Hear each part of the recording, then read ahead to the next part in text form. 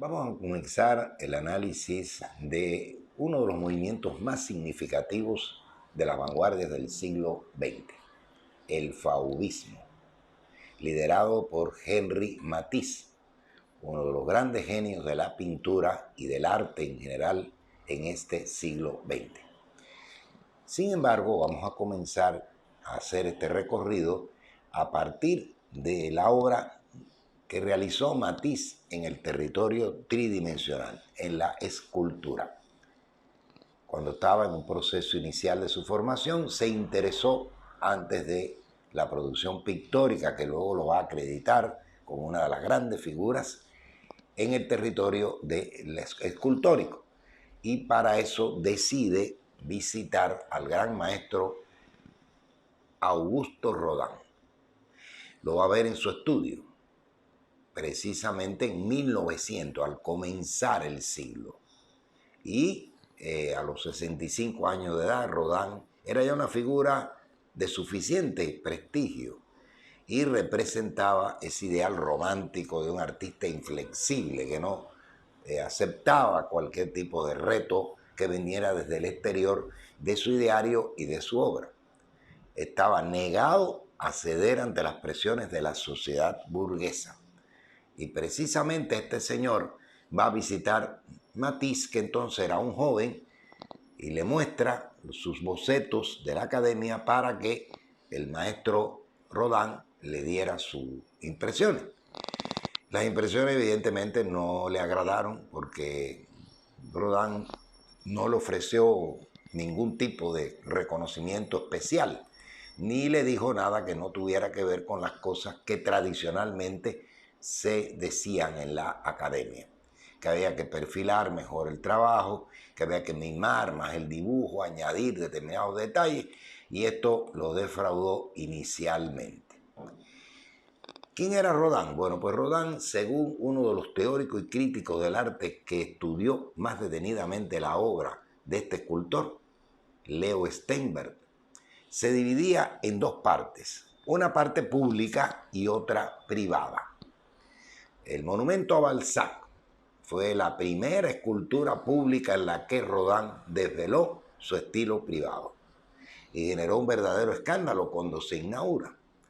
Sin embargo, pudiera considerarse de que aquí, con esta presentación pública del monumento, pues nacía la escultura moderna como tal. El monumento, que tenía la presencia del cuerpo de Balzac, aparecía sin ningún tipo de atributo expresivo, cosa que la crítica lo observó de inmediato. Al mismo tiempo, bueno, este monumento, que le había costado realizar durante unos cuantos años, fue considerado por los miembros de la Sociedad de Letras como un burdo bosquejo. Y Rodin, por supuesto, se sintió herido, aunque no estaba completamente sorprendido por aquello. La escultura caricaturizada por la prensa, no se instalaría en su actual emplazamiento hasta 1939, es decir, bastante avanzado el inicio del siglo XX.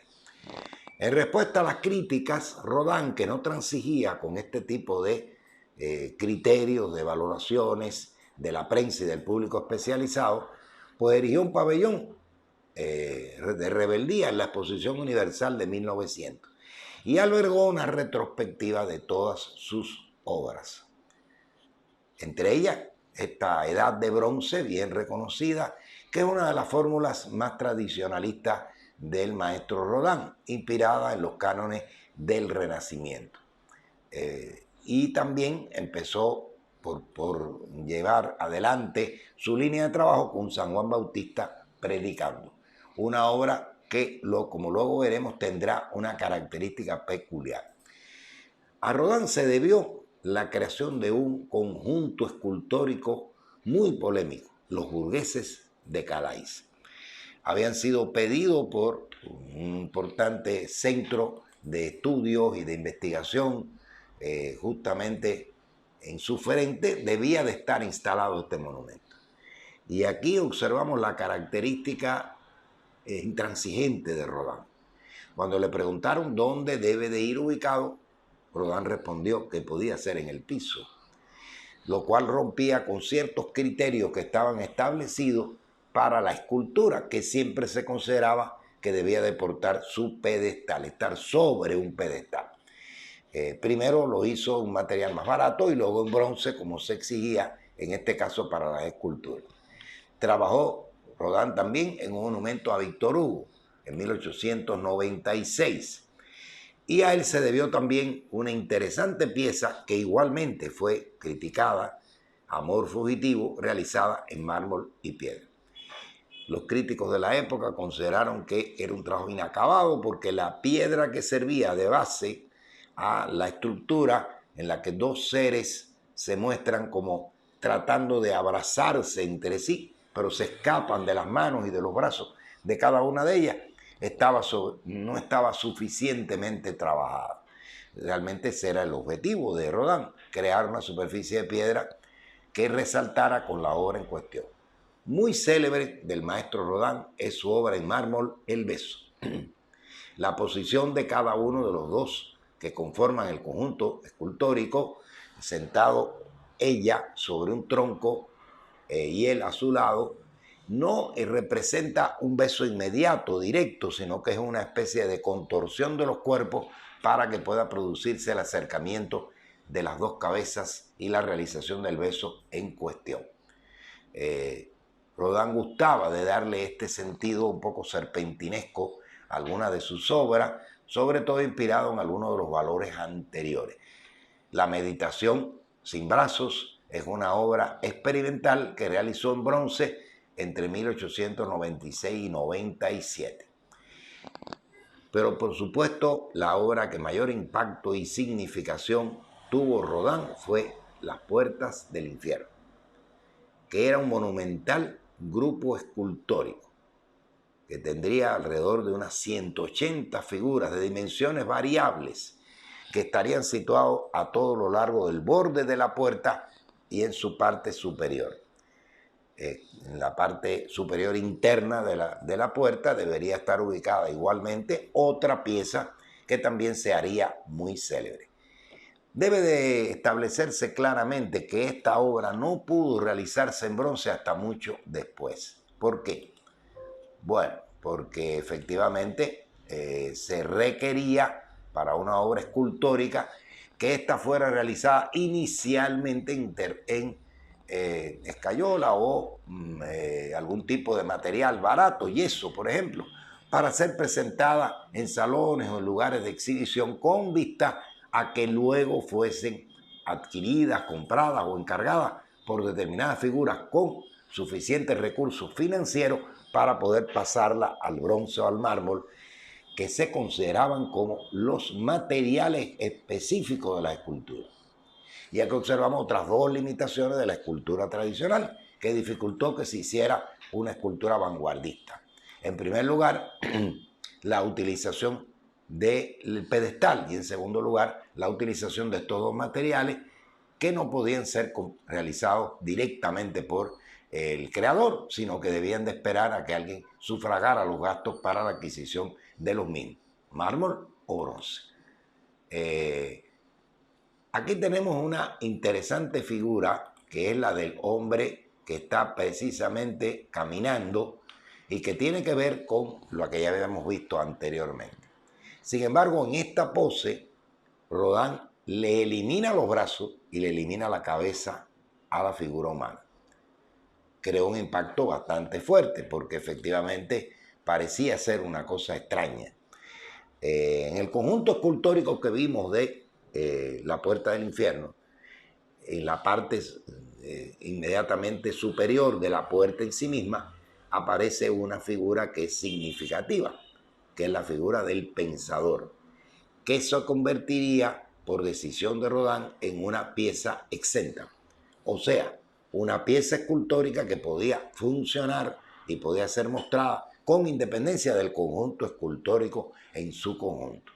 Fue hecha finalmente en bronce, pero el modelo o su modelo pues había sido trabajado inicialmente en yeso y se empezó a vender y a comprar por diferentes lugares y se multiplicaron los pensadores en diferentes lugares del mundo.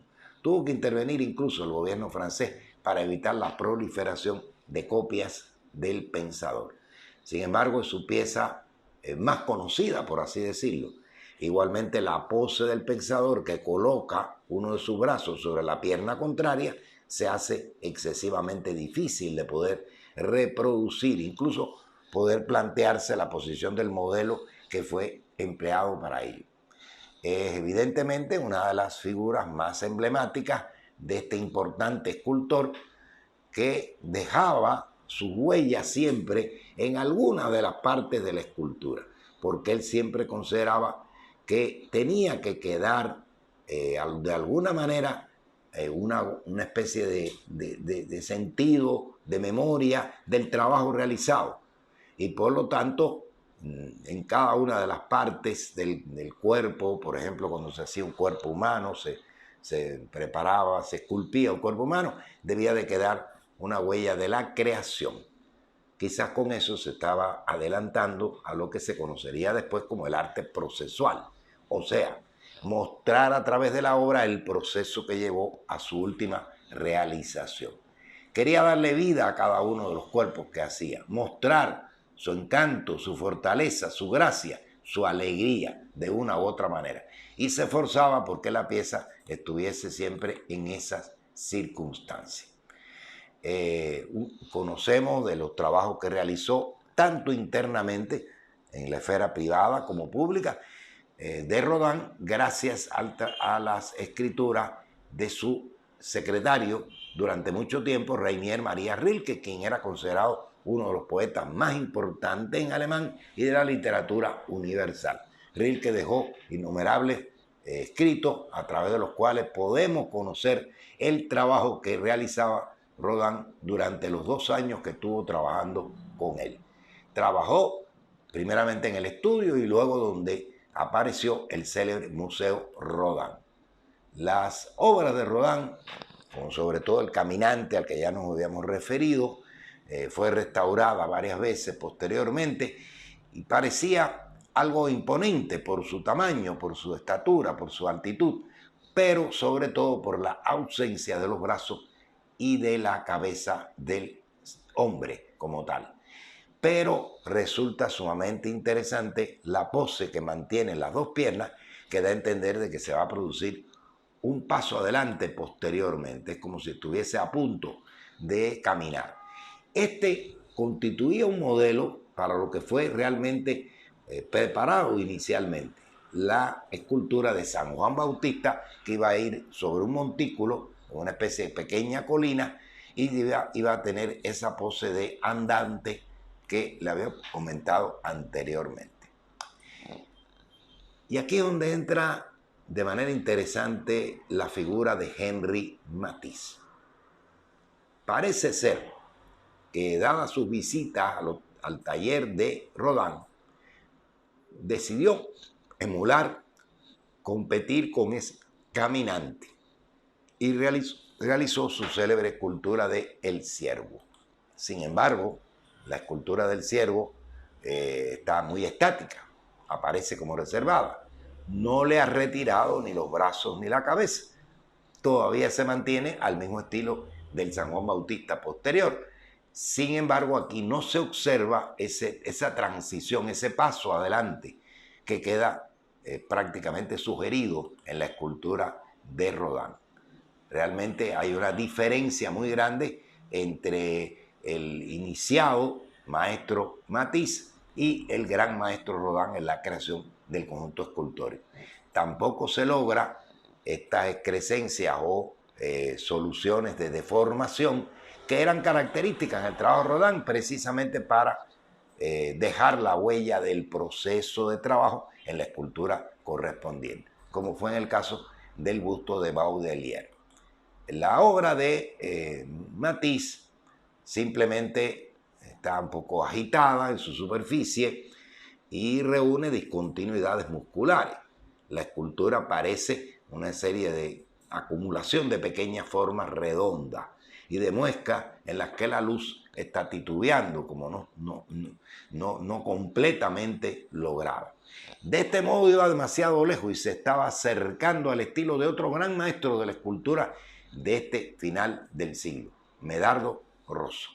Medardo Rosso, que se había hecho sumamente célebre como un rival de Rodin, al que se había catalogado de impresionista, y que quería imitar efectivamente las pinceladas impresionistas en su escultura realizada fundamentalmente en cera. A diferencia de Rodin, la escultura de Rousseau era pictórica y rigurosamente frontal. Sin embargo, parece ser interesante estas expresiones que lograba Rousseau a través de su obra hecha en cera, un material que no era tan común en el uso de la escultura. Matisse rechazó el efecto desvanecedor de la luz que había empleado Rousseau y simplemente logró coquetear con algunas de las posibilidades de este gran maestro. Derivado entonces de su experiencia con el uno y con el otro, apareció finalmente El Caminante. Una imitación que evidentemente fue más allá de las propias acciones que le había enseñado el señor Rodin. Estaba tratando de aprender la escultura, le costó muchísimo trabajo, muchísimas sesiones de acción con el modelo correspondiente y nunca lograba estar complacido del resultado. La agitación de la superficie corría el peligro de destruir la integridad de la figura y todo su estilo correspondiente. Por eso, evidentemente, tuvo que renunciar y dejarla un poco abandonada. No fue un trabajo completamente realizado porque estaba abusando mucho más de lo que Rodin existía. Las marcas de la manipulación estaban siguiendo las líneas de Rodin, pero se ponía en peligro la esencia física de la escultura. Eso hizo que Matisse volviera a realizar otro ejercicio de búsqueda en este trabajo, esta incursión al territorio tridimensional. Su célebre serie de Jeannette, unas figuras femeninas tremendamente deformadas, complejas, llenas de falta de belleza, cosa que es precisamente algo extraño a la hora de realizar la figura femenina. Y esta serie de cabezas o bustos, pues impresionaron posteriormente a Pablo Picasso, pero realmente no fueron del agrado de la mayor parte de las personas que las lograron ver. Las figuras femeninas de cada una de las Jeannette son realmente desagradables, se desarticulan desde el punto de vista de su composición adecuada. Este tipo de búsqueda lo lleva precisamente a buscar un enfoque opuesto al que venía realizando con respecto a las concepciones de Rodin que había tratado de imitar al inicio, buscando entonces fórmulas que estuvieran presentes en otros autores de otras maneras. Los desnudos rechonchos de Aristide Maillol, otra de las figuras de finales del siglo en el terreno escultórico. O las siluetas mucho más esbeltas de Lehmbruck, que es otra de las personalidades escultóricas de este periodo de final de siglo. Evidentemente, Matisse estaba buscando una fórmula de hibridar todos estos procedimientos y sabía o conocía de la existencia de la obra de algunos otros escultores significativos, como fue el caso de Lipschitz, como fue el caso también de Duchamp Villon, el hermano del que después sería una de las grandes figuras del arte del siglo XX, Marcel Duchamp, que utilizaba fórmulas bastante próximas a lo que pudiera denominarse una solución cubista en la escultura. Henry Laurens, que igualmente coqueteaba con los estilos cubistas. Epstein, que igualmente tenía una formulación un poco anárquica, con una distribución de la figura bastante descompuesta, pero que también había llamado la atención. O el excéntrico Gaudier Bresca, que también había realizado algunas obras en este periodo, finales del siglo XIX y principios del siglo XX. Matisse conocía perfectamente las obras de Adolf von Hildebrand, un tradicionalista seguidor de las costumbres escultóricas del Renacimiento, pero trataba, por supuesto, de huir de esta formulación. Como una especie de respuesta irónica a Hildebrand, Matisse realizó su célebre serie de las espaldas. Simplemente la figura femenina de espalda se va identificando progresivamente con el muro que las está soportando. Y en esta serie puede verse cómo se van simplificando los rasgos de la parte trasera de una mujer para convertirse en una especie de esquema de la composición corporal de la misma. Es un trabajo interesante que llamó la atención, pero que no fueron significativas. Matisse también hizo una incursión a la escultura en los últimos momentos de su trabajo, en 1909, antes de que comenzara el movimiento fauvista, creando la célebre serpentina. Trataba de buscar un aspecto serpentinado de la estructura corporal de una mujer que estaba recostada sobre un tronco, al parecer de un árbol. Y esta figura sí llamó la atención porque se lograba una cierta estabilidad a pesar de ese carácter serpentinado que tenía la obra escultórica. Esta obra la realizó en bronce y constituye, por así decirlo, la última incursión, el último experimento de Matisse al territorio de la escultura.